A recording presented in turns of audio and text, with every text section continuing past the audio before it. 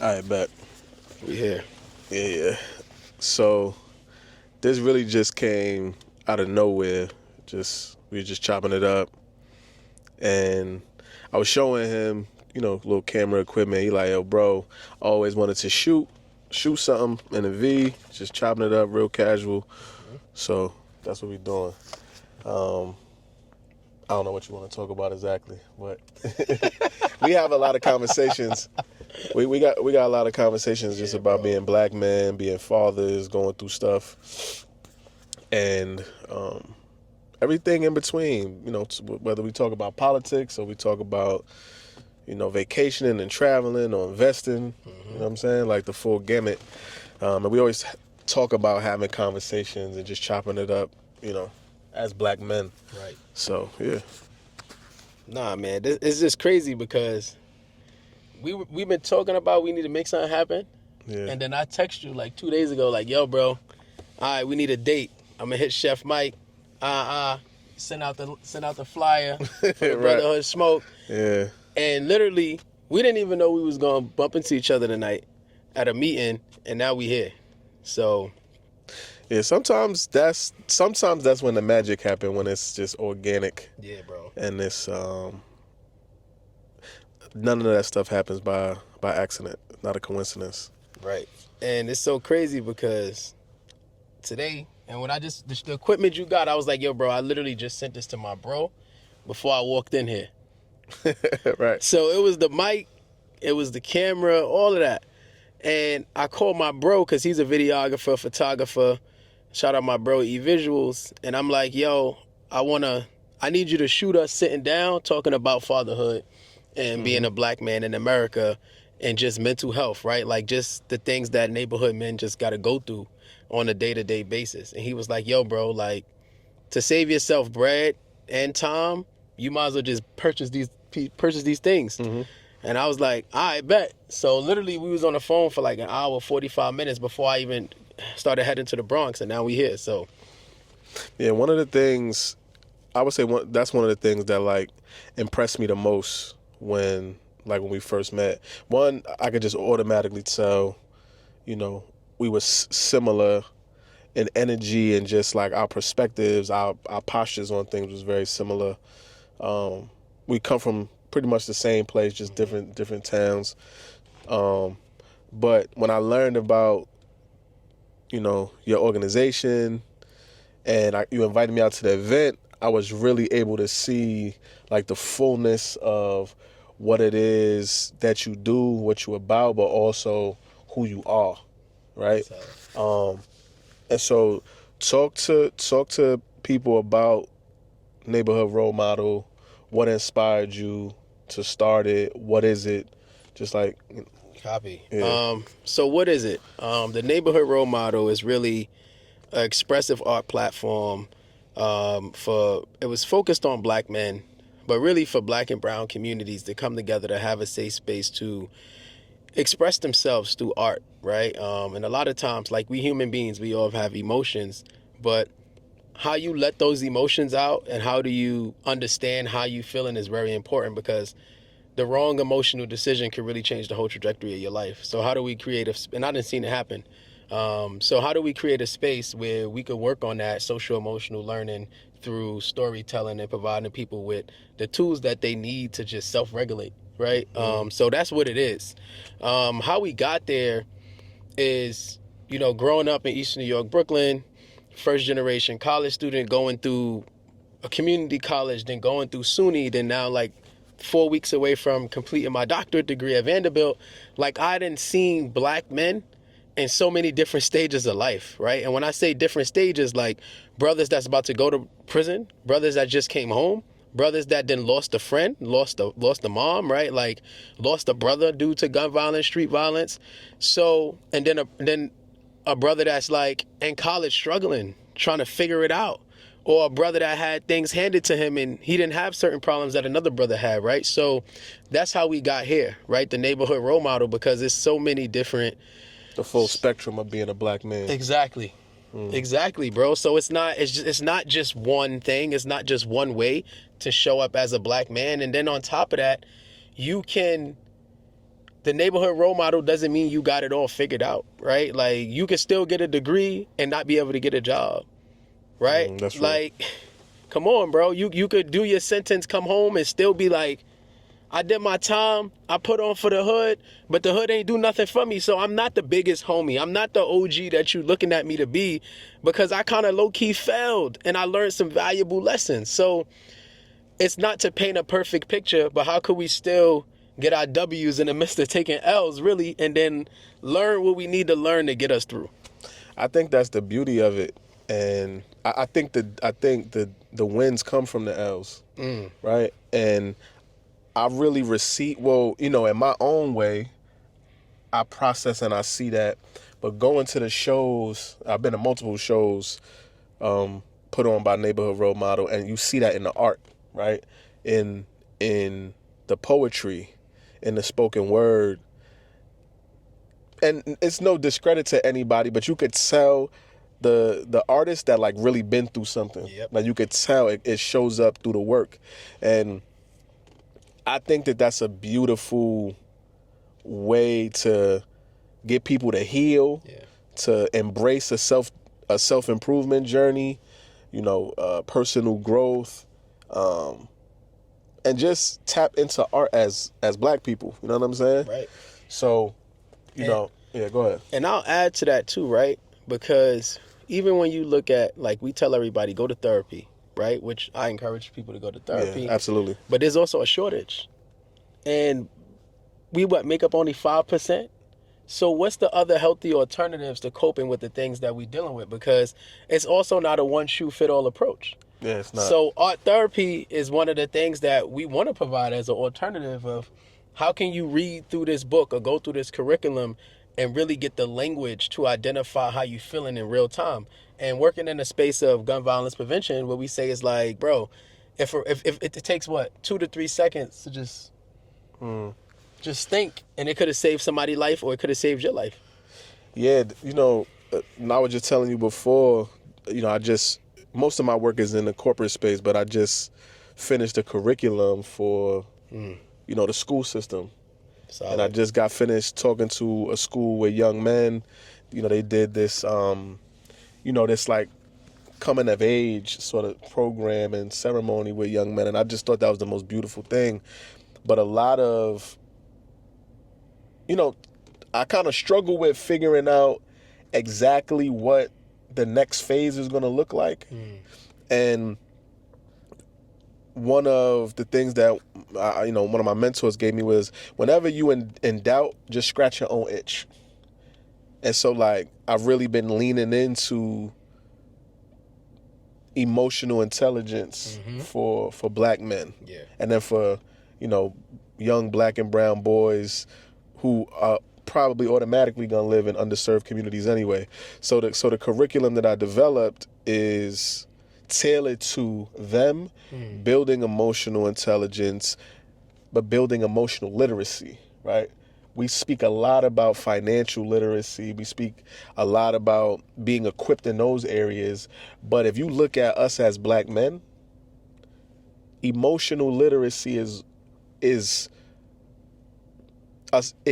so necessary for our survival, for our well-being, right? We were just talking about the statistics, how Black men are 4 times more likely to commit suicide. Right. Like all of these things, and we always talking about, and I don't know if it comes from the hood or just we live in America. It's a capitalistic society, and they focus on financial literacy. There's Financial Literacy Month. Yeah. And there's Mental Health Awareness Month, and that's cool, but like emotional literacy, being able to identify, name an emotion, and then express it in a healthy way. Think about how many instances in the hood, or even just in your own personal life, where you didn't have the language, Right. You didn't have the understanding to name or identify language, right? And how that played out because you lacked the understanding, you lacked the awareness, or you just didn't have the wherewithal and the skill to use and express and articulate yourself. Yep. And so I want to be able, and this is something that is still work for me as a grown man that has children, and is married and is running a family, and like, it's a work. So imagine what young kids is dealing with now when they got the internet at their fingers, Bro. right? And this is the most distracted, noisy society we ever lived in. Yep. And we still got some community healing to do. Yeah. Right? Because it's so normalized where it's like, yo, bro, I'm going through something. And it's like, yo, you a man, you be all right. Right? Or Bro. like, yo, bro, you know what? I'm going to figure it out. Or, yo, bro, we going to the bar. It's been a long week. The coping mechanisms, the escapism, women, gambling, Yep. right? Yep. All things that end up being a man's downfall. Yep. Yep.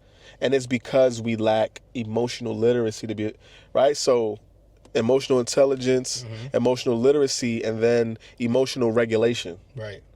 How to regulate emotion, right? So, you know, it was interesting. One of the things that came up in the conversation that I had with this school leader was, you know, he spoke a lot about resilience.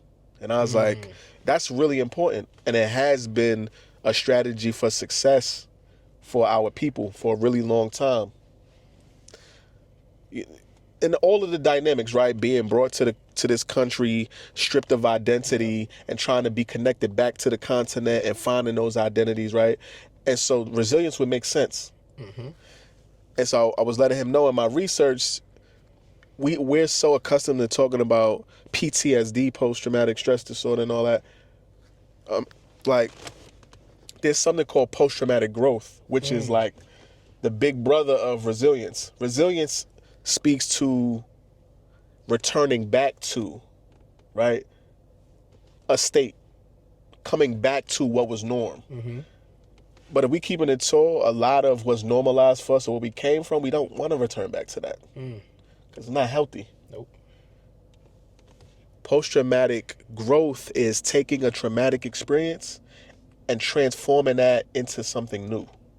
And so when you were speaking about healing in the community, I think that that's something that we need to speak more about and look at how we can take these traumatic experiences and turn them into something positive, finding the silver lining or finding the opportunities or the seeds for growth and something new. That's real. And I think and I think even in order to get to that place, right, we got to already be on our healing journey. Because talk about the emotional literacy, bro. You got to be self-aware to do this work. Yeah. Like, you know, like, and it's so crazy because even like just thinking about what fueled me to do it, because as you saying that, I'm sitting here reflecting and I'm like, bro, I've been in therapy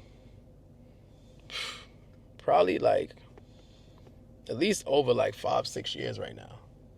And that was you choosing to be in therapy for yourself. Yeah, exactly. And even then, sometimes you still don't get certain things, right? So my therapist, like, solid brother, man. I finally got a brother. Like, I think he's like Black and Latino, but solid. He's a brother regardless. So he set goals. Like every 6 months, every year, we got goals, and we revisit those things often to make sure that our sessions are on track, and I'm on track with what I said I want to do.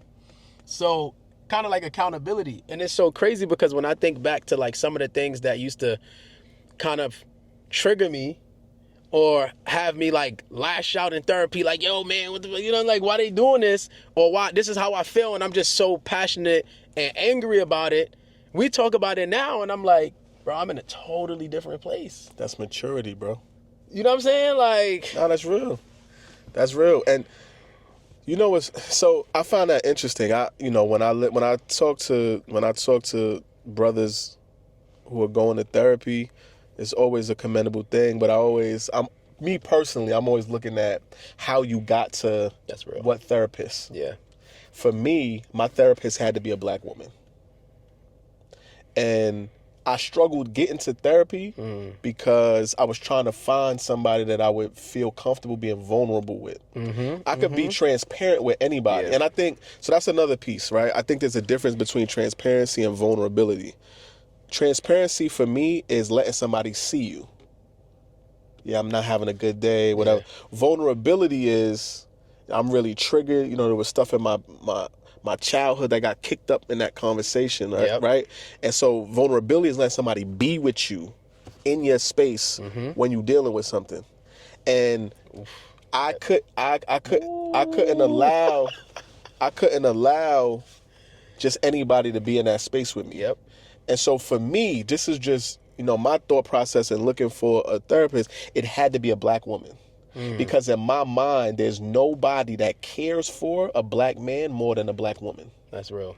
Right? Because our mothers, right? Our earth is like, so that was just my psychology and going into like, who has the cultural understanding, the awareness, the nurturing, right? Because that's part of my challenge is not having been nurtured. So like, I'm not even aware that I might be hurt in some way or I need nurturing and so I needed to have a black woman. That's real. And it's so crazy because I had the opposite experience. So my first therapist was a black woman. And I'm already going into therapy not open to it. Right? So I'm just So when one of my mentors is like, yo, you need to go to therapy, like, yo, you've been through a lot. This is like real life stresses. And I'm like, yo, what I'm gonna do? Go in there, say, here's all my problems, and just throw it on the table? Like, they gonna fix it? You know what I'm saying? So when I went in, and maybe it was me, but I'm like, I'm venting to this black woman about like my upbringing and some of my wrongdoings, and I feel judged. You feel me? And I'm feeling like, is this even a safe space? So for me, I'm like, I need to engage a black man that understands our shortcomings. Because you could say, yo, bro, I've been there. I get it. It was wrong. Right? And that's how we approach the work through the poetry too. Like, right. Yeah, I cheated. Nah, that's interesting. That's interesting. You know what I'm saying? Yeah. And you could, because it's like when we build about things, right? And it's like, bro, I've been there, I get it, but you wildin', little bro. Yeah, no, for real. You know what I'm saying? So I feel like I needed that, and it was hard to find, but like I finally got it. And he's like, yo, bro, Jermaine, what's up? And it's like, he don't even got to say much. He'll just look at me, and I'm like, yo. Understanding. And I think that's the beautiful thing. And I never thought about it. Yeah, bro. I never thought about it like that. I thought for me it was more about, care. Yeah. It was like, where do I have space to like be soft? Because my existence is around being hard. Is around my being is like, you think about it, me, it's like there is none of that in me. Yeah. Right? So most people would experience me as being very stoic and very, like the only people that really get to see me being soft is my wife and my children. That's real. Nobody gets to see that. And the reality is that I should be able to be my full self around everybody. And I am, but I think there's layers. There's layers to that, right? And so that's what brought me to therapy. Like my very first introduction to therapy ever in life was my brother being killed. And I was young. I was probably, like 9 or 10. And so I was processing his murder. He was killed by police officers. I was processing, his murder so much that I don't think I was able to really even express or open up or have the therapy be effective. The therapy was also, with a white woman who I didn't feel comfortable with. And this is me thinking back, this is me as a grown man thinking back as what my inner child was, my child's like self was feeling. And then I didn't choose to go back to therapy until I was an adult. I was going through a divorce, and now I'm trying to figure out, because at that point, I'm in the eye of a tornado, and I'm trying not to crash out because when we are in traumatic situations, we revert back to the foundational programming, and my foundational programming is not the healthiest thing, and I know that. Yep. And because I want better for myself, and I know that I have children and I got loved ones that I'm responsible for now, I have to do the work to heal myself because there's so many people there's so many people that get affected by my decisions, right? It's so many. There's a lot of people who get blessed by my obedience and get burned by, my demons. And so like I process that, and it's a lot of like thinking about how I get in my way and being proactive about moving that.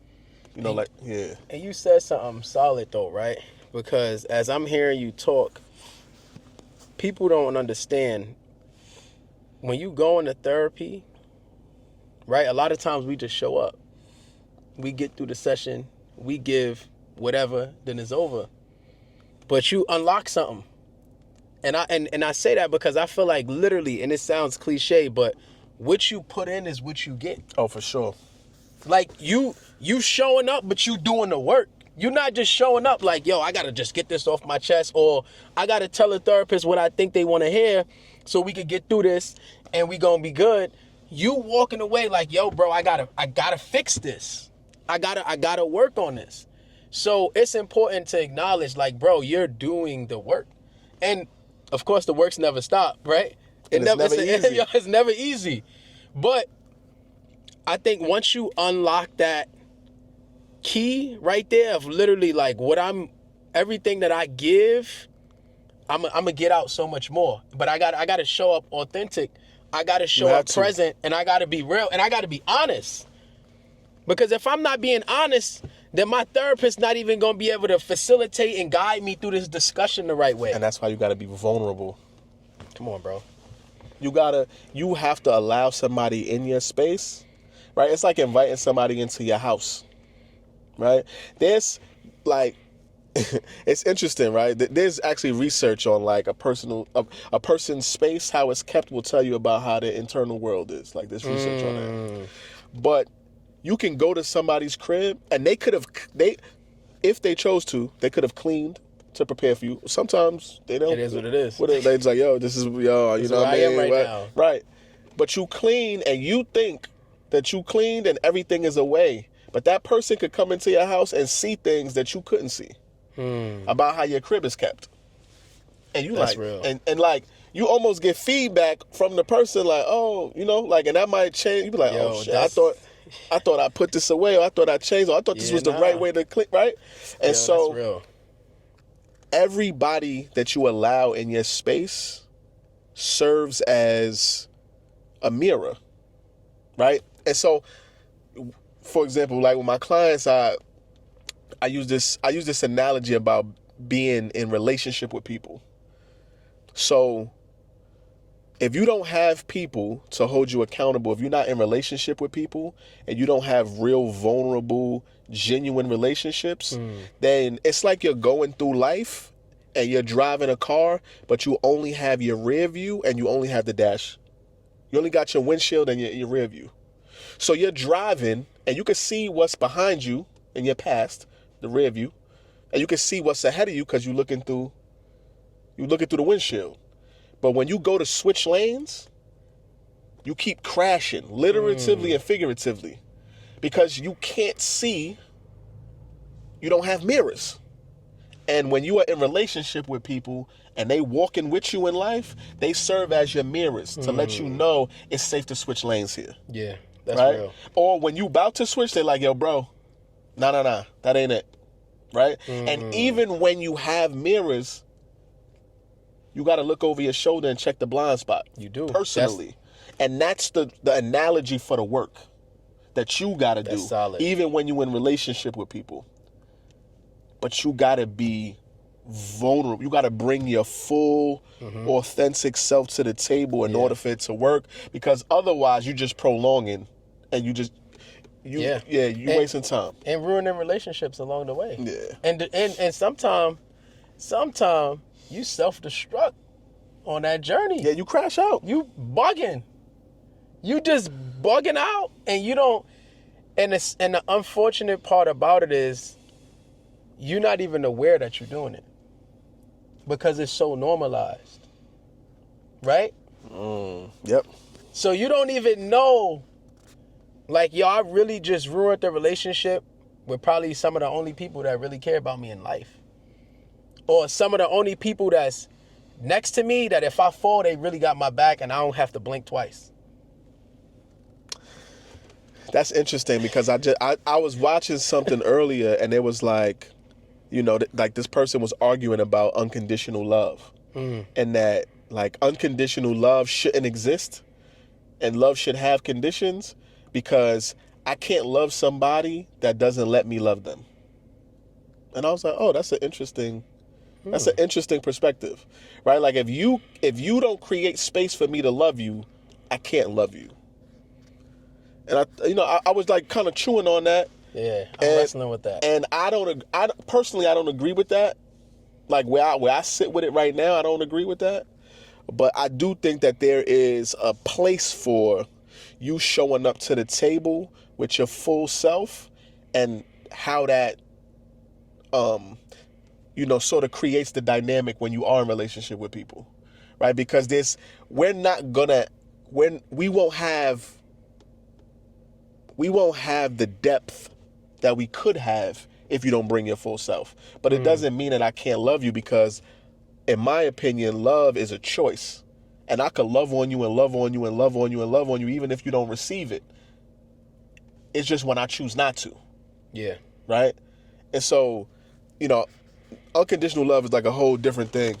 But it's so crazy when you said that. The first thing I think about, right, is the first question that comes to my mind then, because if we think about love, I think to love a person is to love them for who they are. Yeah.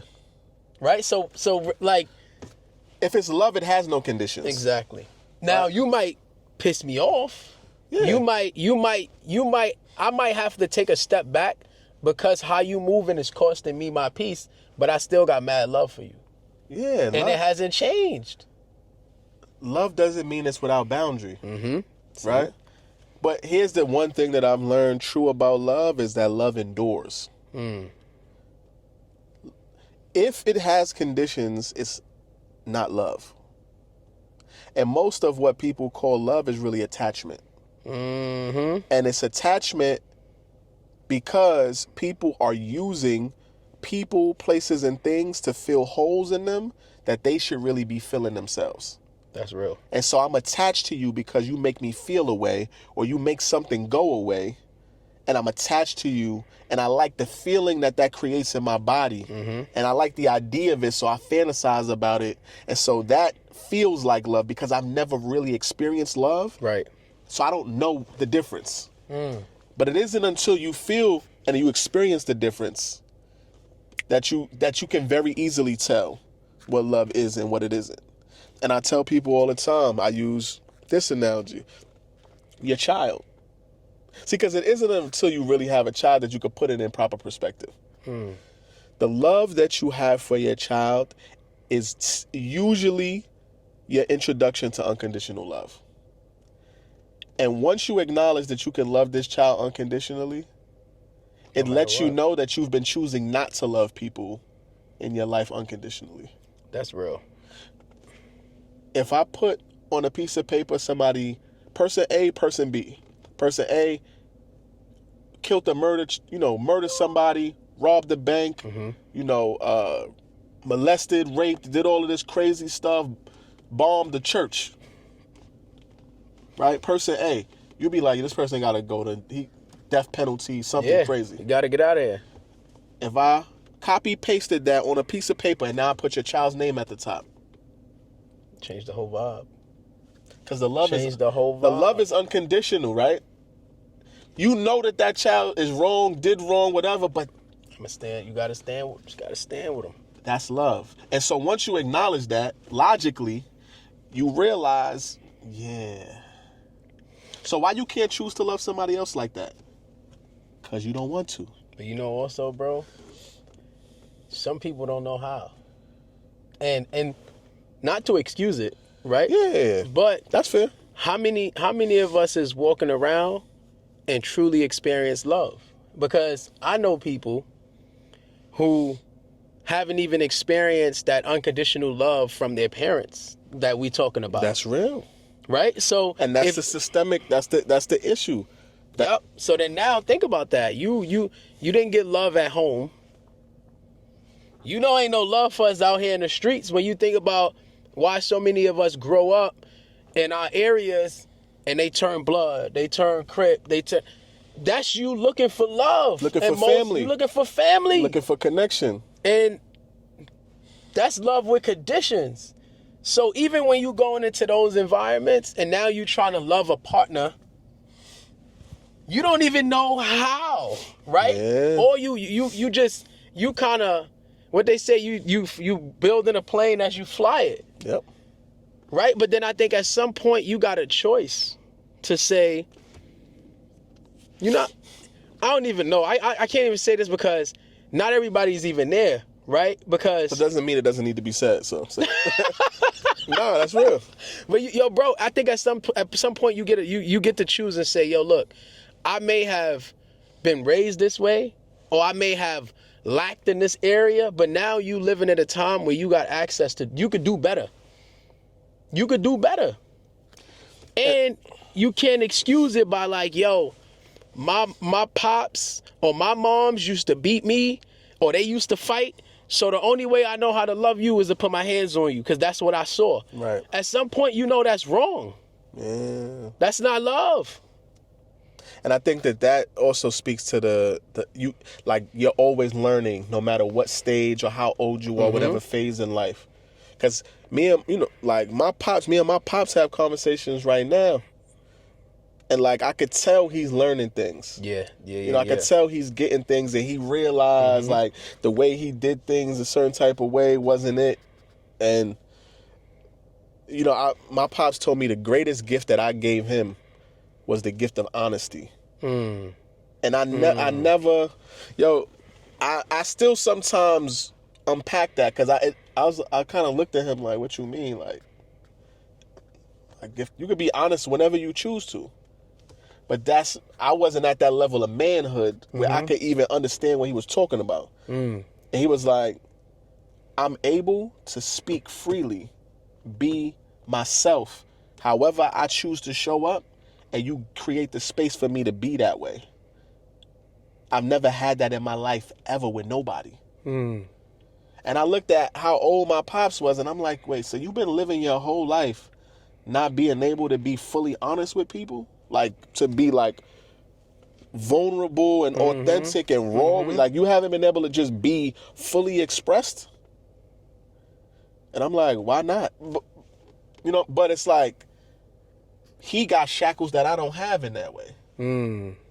And that's the type of stuff that, I feel like, because we men, because, there's a different thing with women, but like humanizing our fathers to understand that like, damn, you're a person on your own journey, right? Yeah. And so I could feel a way, but I get to a place of maturity where I humanize you and realize that, like, yes, you're my father, but you're on your own journey. Your whole journey doesn't consist of being my father. Right. It's a part of it. Being my father is a part of your journey, but it ain't the totality of it. And so, like, I get to create space, and when I humanize you and I try to understand you, it allows me to understand myself. And that's really the beauty in the father-son, bond and dynamic. And it's so crazy, man. Going back to the two words you said today, manhood and emotional literacy, right? Because your father said that and it stuck with you, right? What my father didn't say stuck with me. And I'm going to explain. I had that experience too. Right? I had that experience too. You know what I'm saying? Because for me, it was like we talk about this, right? Like, I remember I'll never forget, bro. I was in college and I sent my dad a kite.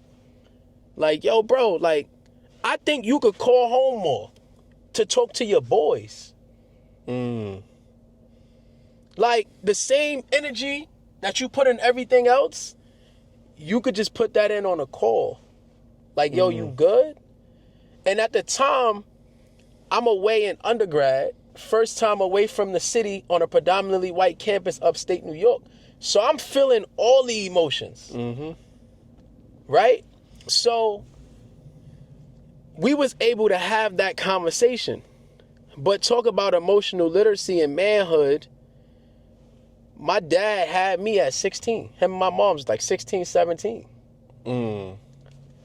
My mom's died when he was 16. So when you was born, I never met her. No, so I'm saying Before I was like literally right before I was born. Right before. Okay. So I never met my grandmother. Right? And then his pops was a Rolling Stone. So bro wasn't even active. So my uncles and my pops was raised by my grandmother who was already raising her kids. Right? So now him and my mom split. He get full custody when I'm 3. So bro not even 20 yet. He's still a kid. He's still a kid. You putting stuff, and that's when you put stuff in perspective, right? You feel me? So being in a space, because I had to work to get here, to not be so angry like, yo, bro, you wasn't there for graduation. This is huge for us. But it's not about me. You feel me? I had to take a step back and think about where he is on his journey and how do I embrace him with love unconditionally still for where he is, right? Because to go through something like that, losing your moms, your pops is not there, you in a relationship, it don't work out, you going to court, you back and forth doing bids. Nah, that's real. Bro, how you even get full custody? So he didn't have to say it. But when I did my work, I'm able to take a step back like, yo, bro, no matter me and my pops, we go at it sometimes. Cause like I'm his son. So yeah, we go. But the respect will always be there because as a black man, I was born 95, we talking 98, 99. While you was outside, you still made sure I was good. And he may not have always did shit right, you feel me? But he did what he knew was best at the time. And that right there is just a different level of love, care, and respect that we don't even get a chance to talk about as much. No. You feel me? And that's why I said what he don't say. Because we don't talk about this. He doesn't have the language to. Doesn't mean he doesn't feel it. He don't have the language to. No, that's real. And I had to come to that understanding, right? I remember when, like, because when my parents split when I was 3. But all my siblings, most of my siblings are older. So, like, they already had the time with him. You know what I'm saying? So it was a different dynamic. My parents split. My older brother sort of became like that. My older brother was really like the first person I can consciously remember feeling safe with. Like, I feel safe with my older brother. Like, when he got killed, that's what kind of scrambled me because I'm like, one, he was a teenager, so it's like, oh, kids could get like police supposed to protect us, like they could kill kids.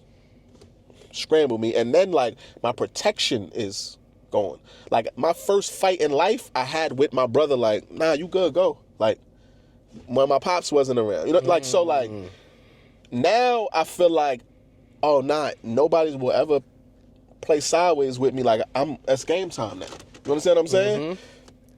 But my mom's would be like, yo, you know, your father, he's giving you everything that he has, like what he has. And I'm like, but how? And I'm like, you know, and I'm like, you know, he went through things with his parents that, you know, he says things. I'm like, how could you do to us stuff that you said happened to you? Like, why wouldn't you do different, whatever? But it's the expectation of putting your parent on a pedestal. Check it. I learned that my father's mother was horrendous to them, right? And my father's the oldest male. So all the like older, you know, like you the man, oldest boy, responsibility. Mother tried to like kill him and his siblings. Like lock him in the house, turn the gas on, some crazy situation like that.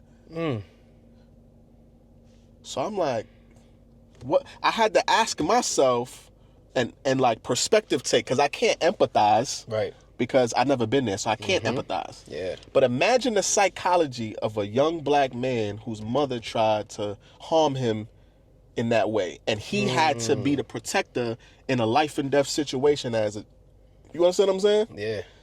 That's What does that do to his psyche? So he don't trust nothing, nobody. He's like, that nurture thing in him is like, nah. So he was raised by his father, who was a stoic man, a well-read stoic man. But this is a man that now got all these kids that he got to provide for because he split.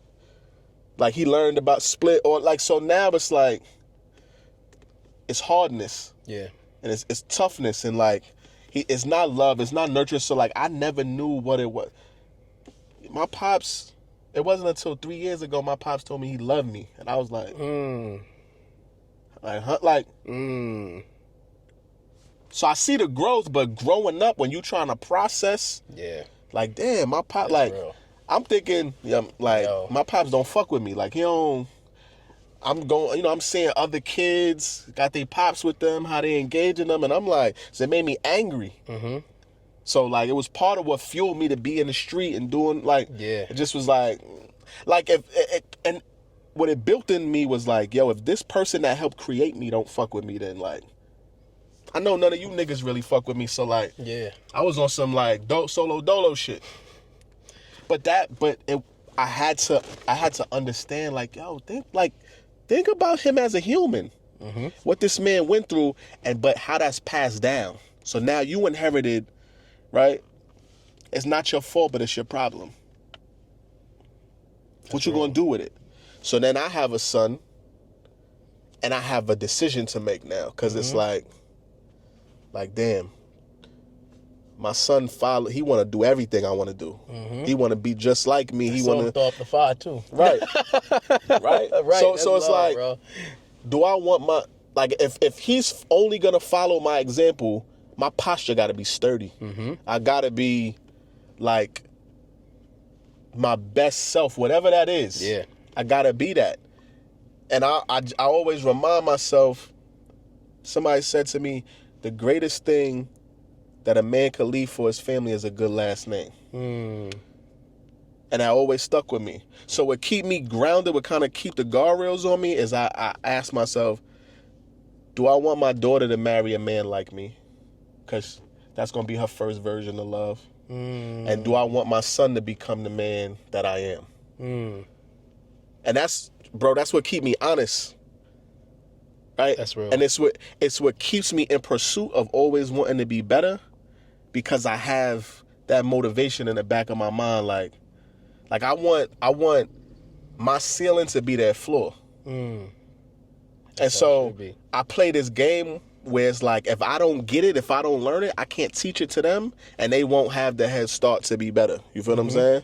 And so that's what keeps me on the journey, bro. Like, and it's two things that you said, right? That, and it's so crazy, bro, that we gotta acknowledge, and it's real. Well, I'll say the second one first, because I'm gonna forget. But think about that pressure too, that you gotta carry. You know what I'm saying? Because like that, what you said is real. As a man, as a father, I'm like, bro, I get it. Like, we gotta make sure the last name is solid. Like, we gotta make sure we stand up men. We lead with principles, integrity, and our kids see us lead our life that way. But at the same time, when you come home wounded, they don't see that. They can't. Because before you walk in the crib, you gotta, let me patch up. but you know what? I used to be like that. I don't do that no more. I don't do that no more. I learned that I can't. And I'm gonna just be vulnerable. Like, it was a reality check that I never wanted to have to cash. I'm gonna tell you what changed my perspective on that. I'm gonna do it without, getting too emotional about it. But I'm leaving a family function. I'm at my sister's house. We leaving. I got my kids. We going to the car. So like the little crickets and all that thing. Yo, my kids is scared. I'm like, yo, you with daddy? You safe? Like, when you with daddy, you good. Put them in the car. We driving back. I pull over on the side of the road. Something's wrong with, my tire. I pull over. We get hit by a drunk driver. Hits the car. Car is total, cut in half. Long story short, my daughter, she ends up losing vision, permanent vision in her right eye. Her head hit the back of, my seat, fractured everything. Yo, on everything. While we were sitting on the side of the road, she woke up because the crickets and stuff, the cicadas, whatever it was making noise. And she's like, Daddy, I'm scared. It's dark. It's nighttime. I'm sitting, I look over, and I'm like, baby, I told you with Daddy. Like, you safe when you with Daddy. And I turned and looked, and as soon as I looked into the rear view, the lights was coming. It was like a train. Hit, bah! The last thing I told my daughter before she lost her vision was, you with Daddy, you safe. And in that moment, I had to eat and realize you cannot save them from life. Do not sell them the facade that you the superhero that's above life, because nobody is. And so you do them a disservice in not allowing them to see you be human as an adult, because they grow up as an adult and they're trying to chase your standard of never crying and never, no, so I don't do that. That's like real. That was, I didn't realize that I still had a facade with my kids. Those were the last people that I was not being my full authentic self with, because I felt like I had to be the superhuman for them. I could never feel or show weakness. I always had the, regardless of what I was going through. Seeing my children in hospital beds, looking at x-rays and seeing all that, taking my daughter to every specialist, ophthalmologist, neurologist, neuro-ophthalmologist, to the point where she's like, Daddy, man, she looked at me and told me like, Daddy, we don't have to go no more. It's okay. It's not your fault. And I still got another eye that works. Bro, I will, just being real, I will walk around with one eye closed for hours out the day just to try to understand what she go through. Again, that was a reality check that I never wanted to have to cash. So from that moment, I was like, nah, bro, like, I'm not suppressing myself for nobody. And my kids will get to see what it's like to deal with, to problem solve, to go through real life adult things and how to navigate it. Because I don't want them to grow up feeling like they can't be human because they are in a position of some sort. A parent, a wife, a husband, a boy, like, those are the prisons that we put ourselves in. Right. And we put ourselves in that position because our parents or our grandparents or somebody told us, yo, man, boys don't cry, or nah, man, you got to toughen up, or you got, and that is a reflection of the lack of emotional intelligence, the lack of emotional literacy, the lack of emotional regulation. And it's just crazy, bro, because one, bro, thank you for being vulnerable. You know what I'm saying? And being honest in the space, bro. That's why we here. Yeah. Like this is real. You know what I'm saying? And you can't make this up. You can't script this. This is an unscripted conversation. No, this is not. And it's really not, bro. So this is really not cap. I don't even know if we ever had that conversation before. No, bro, I never knew that. No, that's real. And that's crazy. I never knew that. This is real. And it's so crazy because I never knew that. Yeah, bro. That's crazy. So there's an offline conversation that we gonna have about this. Because I never knew that. But that's crazy. No, that's real. You know what I'm saying? And it's just wild, bro. It's just wild when you think about like the day-to-day things that You know, and I'm gonna say black men because our conversation and the things that we talking about on the platform is just specific to target black men, and you know, men of color will say, right? So think about what it took for you to get through, right? For me to get through, for brothers to get through their day to day, and think about this. This is a prime example, bro. We chop it up every day, and this is the most vulnerablest conversation we ever had. Nah, that's real. In how many years? Years. Like, come on, bro. Like, Yeah. and this is unscripted. This is happening on the spot. Yeah. And what I was gonna say, which was my number one thing, and you brought me right back to it, is like, bro, I didn't see my pops cry. I said, well, I'm 28. My aunt died, I want to say, maybe 2-3 years ago. That was the first time I ever seen my pops cry. That's real. And it's so real. He didn't even cry in front of us. You feel me? Like, we had the morning, we had the wake, and then we went to the burial site, and I think that's when reality just hit him. And I'm very observant, so I'm just sitting there like I'm watching him, I'm watching my uncle, this they sister. You know what I'm saying? I'm watching the family, and he just slid off. He slid off, and I'm just watching him. I'm like, yo, bro, human.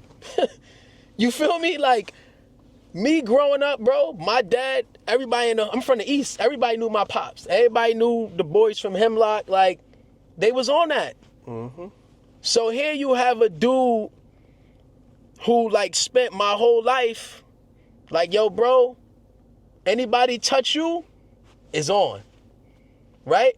So that's really all you know, because a lot of times that's how we show our love. I'ma protect you. I'ma defend. I'ma kill something. It's so much more than You loving feel me? somebody and So caring for now I see this dude break it down.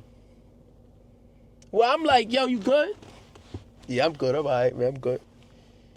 We can't even mourn. We can't even mourn. But in my mind, I'm just like, yo, that moment really impacted me. And he don't even know to this day, you feel me? Because I was really sitting there just like, yo, damn, bro, like, we all going through things. And this is my superhero. No, that's real. You feel me? Like, you Superman to me. Superman crying? That shit cracked the code. It has to. It gotta stop somewhere. Yeah. My son was just like, we was in the crib talking.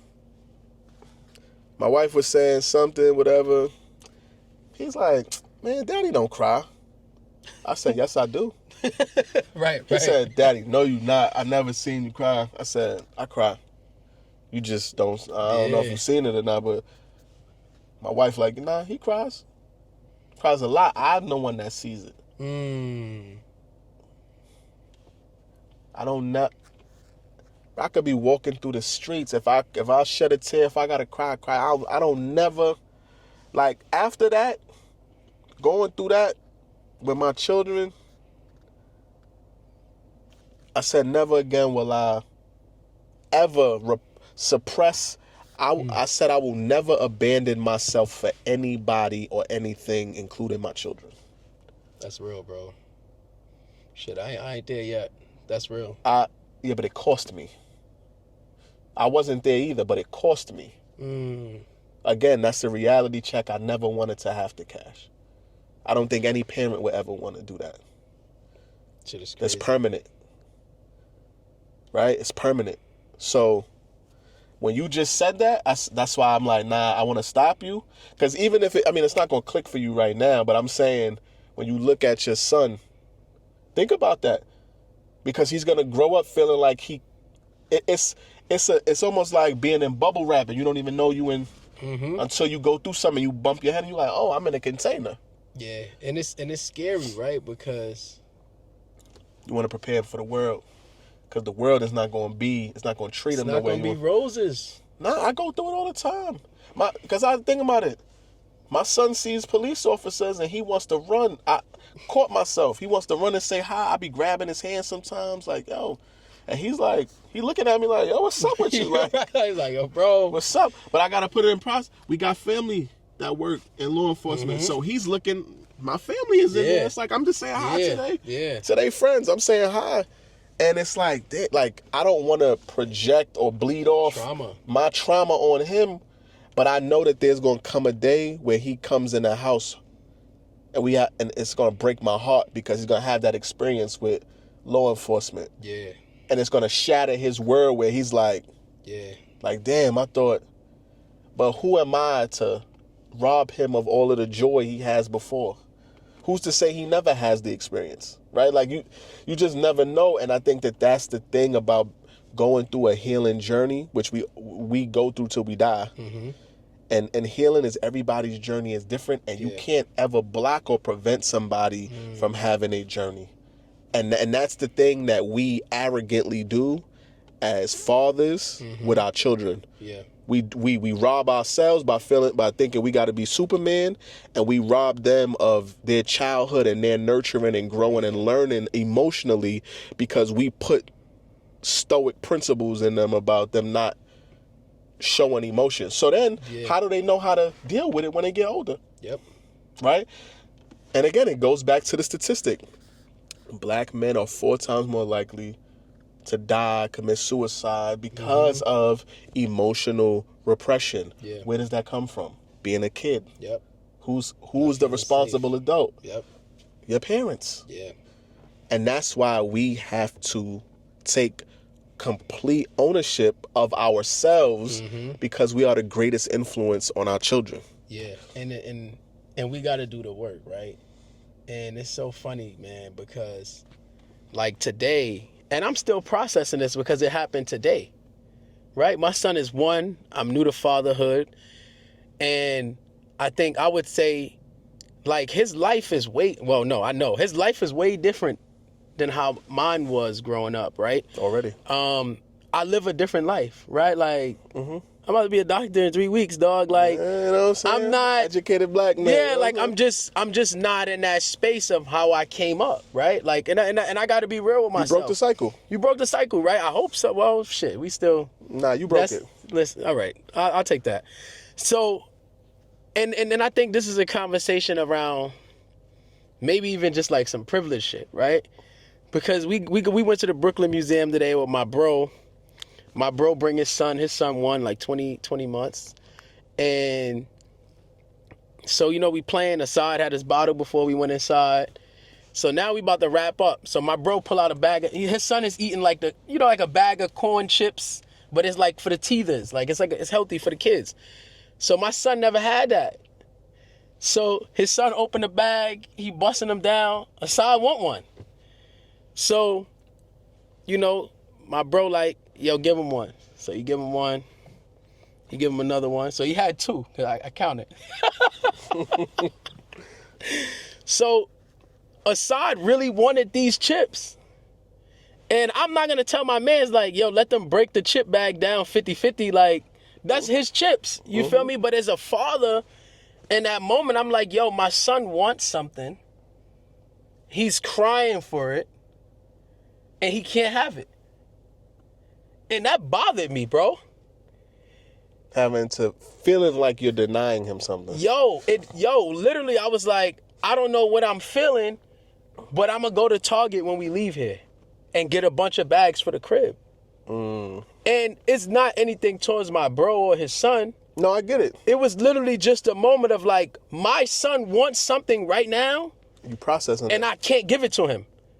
So emotional literacy. Being able to identify what I'm feeling, what is it, and how do I express it in a healthy way? Yeah. And then how do you regulate yourself to bring yourself back to a place of like, it's safe, it's it's cool. And then on the drive, I'm like, we had brunch reservations today at like 2:30. So we on our way to brunch. And I'm like, all right, I need to stop at Target and get the chips. And then I'm like, yo, wait a minute, bro. He don't even need those right now. And it doesn't mean he's going without. So I'm going to get the chips when I go to Target.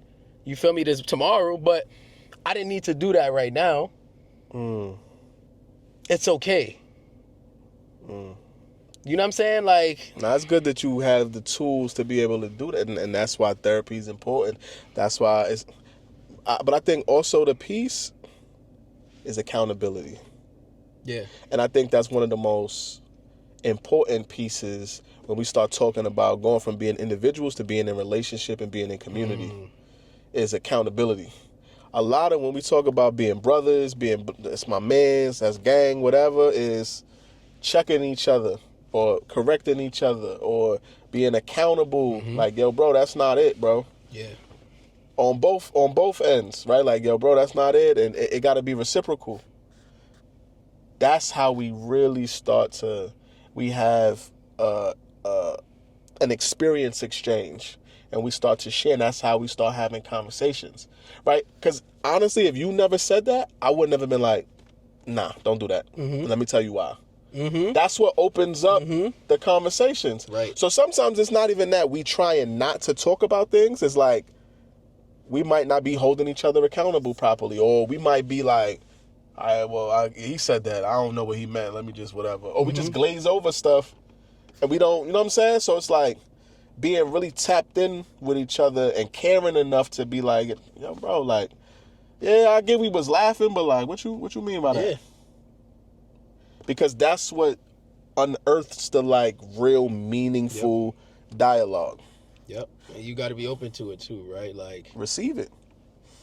that part. Like, I think we both pulled up on some like, yo, let's just build. Because yo, we've been building on this joint for mad long. Word. And it's so crazy because even on the way here, we both drove separate V's before we parked up.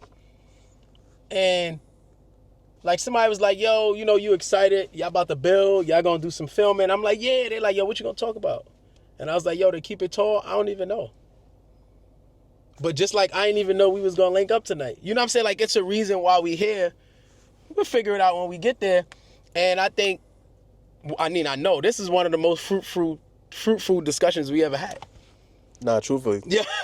Nah, honestly. And we on camera right now. We build every day.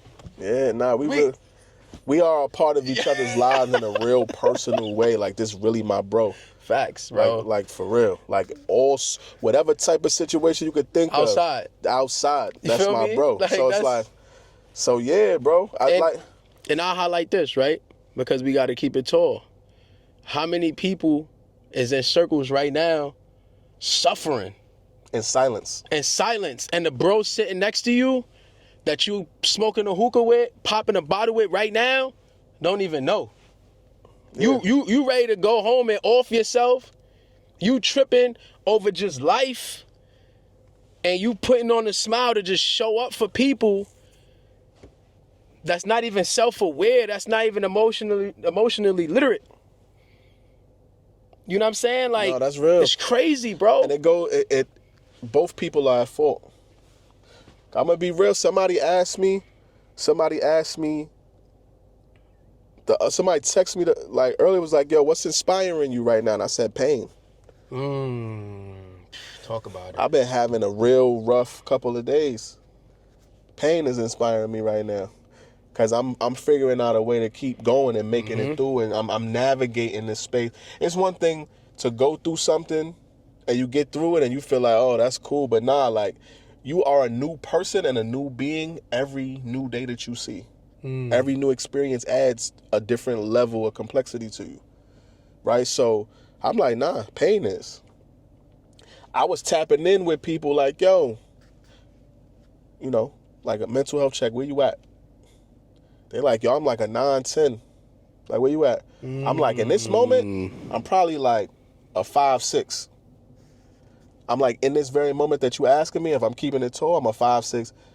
I know it's not going to be like that, but I'm really struggling with what, like, I just got off the phone. It was a crazy phone call. I'm processing, so I'm not clear. So right now I'm scrambled. I'll be good in a second, but bro, like, yo, I'm an ear whenever you need whatever. I'm like, nah, that's real. And not even somebody that, you know, he was a bro, but me and him don't got no relationship like that. But it's that open invitation. You know what I'm That's saying? how And it I think gotta that's be. one of the beautiful, that's one of the beautiful things about about bros and the frat and all that. That's cool, but just on an individual man-to-man basis, like I am again, and it was based on just my experiences and having it cost me. Yeah. So I'm don't ask me how I'm feeling if you don't want a real answer. Don't ask me what's going on if you don't want me to just be honest, because for me, I'm going to model being raw and being unapologetically myself, even when it's not convenient. That's real. More people need to do that. It's so real, bro, when you say that, because I checked up on my bro the other day because, I wanted his advice on something. And I'm like, yo, bro, how you doing? How the family? He said, yo, bro, the family doing better than me, so I'm good. And I was like, That's that's heavy. Yo, bro, like. That's heavy. And I had to pause him, like, yo, bro, like, that's some real shit. No, that's heavy. And then we got on the phone like 2 days ago. I came out of court. I hit bro. I'm like, yo, bro, how you doing? He said, yo, bro, I'm just getting through today. And I said, yo, son, I felt that, bro. Like, Nah, space. That shit be real. And people don't be listening, but somebody could tell you a lot in just 3 words. Nah, that's real. There's people telling you a lot and they not saying nothing. Facts. And people still not listening, bro. People still not listening, bro. It's crazy, They man. telling you a lot and they not saying nothing. Yo, man. And that's why, to be real, like, individually we do work in these spaces. Collectively, together we do work. Mm-hmm. But I think the conversations are important. Yep. Even like, again, I'm really big on, like, yo, if you cross my mind, I'm gonna call you, check on you. That's real. I don't want nothing. I just want to see what's up with you.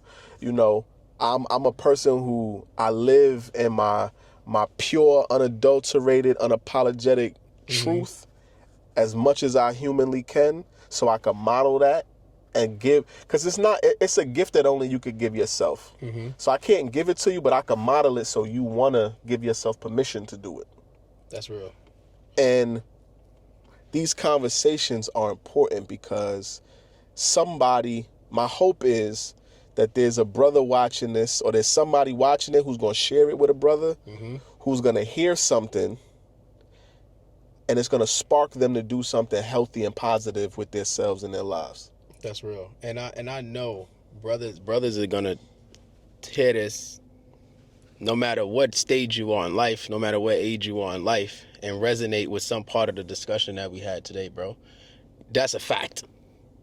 And on top of that, us sitting here, it reminds me of something that I always say, but this is it in actual practice happening, bro. Like, you doing your thing. I'm doing my thing. We got people around us that's doing their thing. But I don't know where this is going to go. Mm-hmm. But it doesn't matter where it goes, because it was real. It was authentic, right? And it's going to save somebody that need to be saved when they need to be saved. But the reality is, bro, we stronger when we come together. Absolutely. You think about, and this wasn't even planned. This was just genuine experiences, vibes, love, vulnerability, healing, right? And look at the conversation that we was able to have today. And we both doing our own thing, right? Working with emotional literacy, right? Working on mental health and self-regulation. Mm-hmm. This is us coming together, building on that. No, that's real. Now, everybody trying to get a separate bag. We can eat off the same plate. We can eat off the same plate. We not in competition. Too many of us is out here fighting over crumbs. We got to figure out how to collaborate. That part, bro. Collaboration. That's it. It's not a lose-lose situation. It ain't a win-lose. It ain't a lose-win. It's the only thing we should be doing is trying to create win-win situations, and you do that through collaboration. Mm-hmm. And collaboration is the step above compromise, right? 'Cause Yep. when you compromise, both people or one person may feel like they got to lose a piece of it. But if we really take the time to build and chop it up and get to know each other and really get invested, Yeah. it sets us up to collaborate so that nobody feels like they're losing anything. And the more that we have conversation, the more that we realize that we want the same things, and we really only want this one thing, which is to feel peace. Yep. Yo. That's it. Word. Peace. Peace. That's it.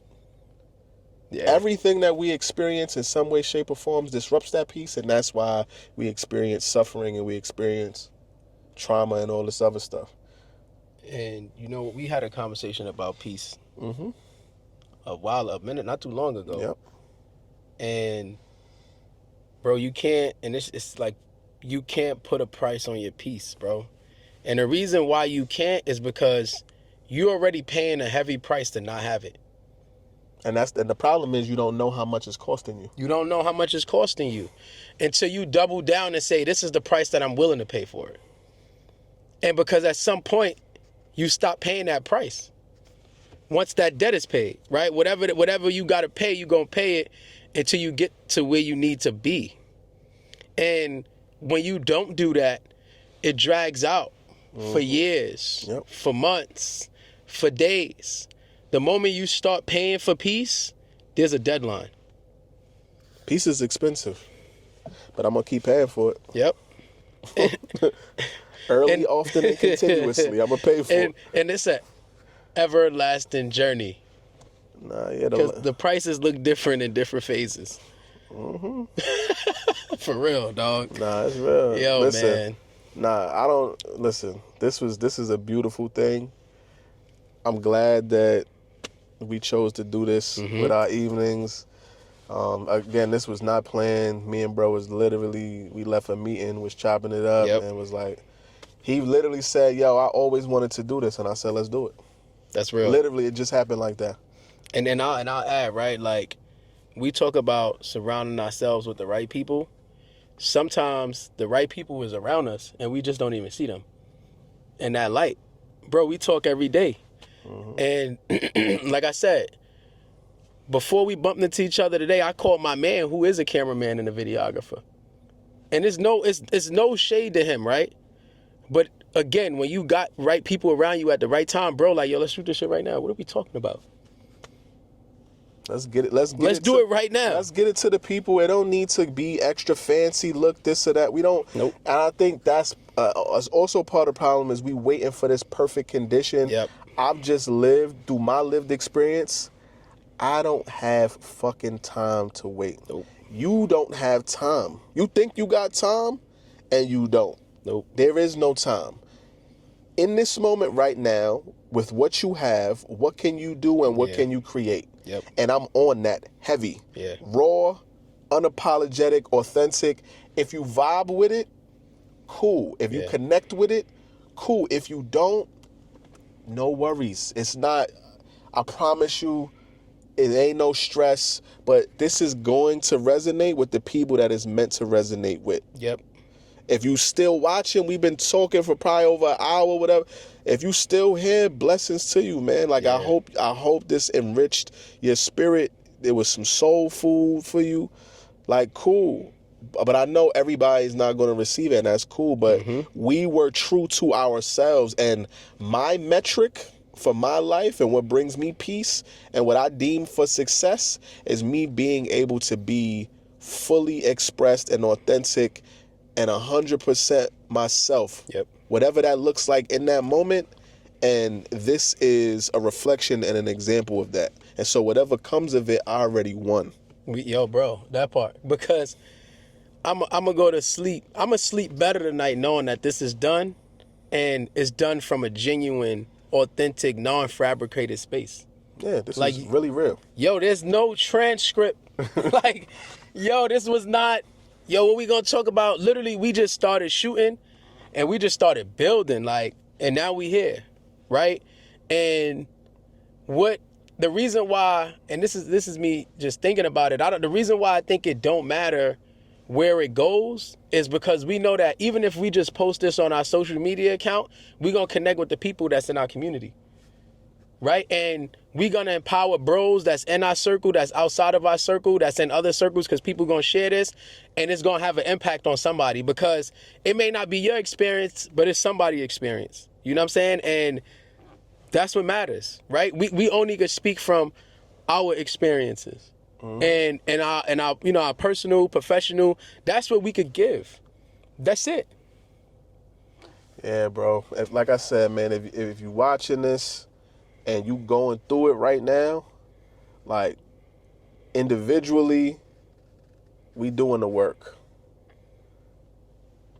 Wherever you see this at, stay connected to us, whether you subscribe, you follow, whatever, but the conversation is gonna always be an inclusive one. It's gonna be a safe one, and it's gonna be an inviting one for men to be in shared space with other men who are navigating being healthy men together.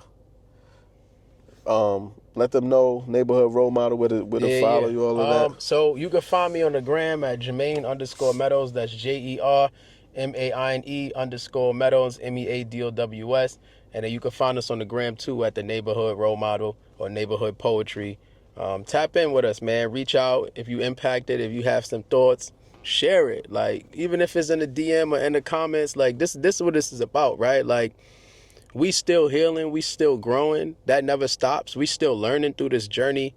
And we just talking about our experiences. Nobody else's experience, just our experiences, right? Things that we learned, and as men, that helped us get through points of time in life and building with other men. And there was a lot of similarities. And even you can see we had some differences in how we saw certain things, right? And we still was able to connect on those things. So it's not a one shoe fit all, and we don't know it all, but we here to build together, because as we build, and another brother might reach out and say, yo, bro, you know, when you said this, it made me think about X, Y, and Z. And we were like, oh, shoot. Like, you know what I'm saying? So it's a community thing. It's love, bro. Tap in, reach out, share love. We giving love back. That's it.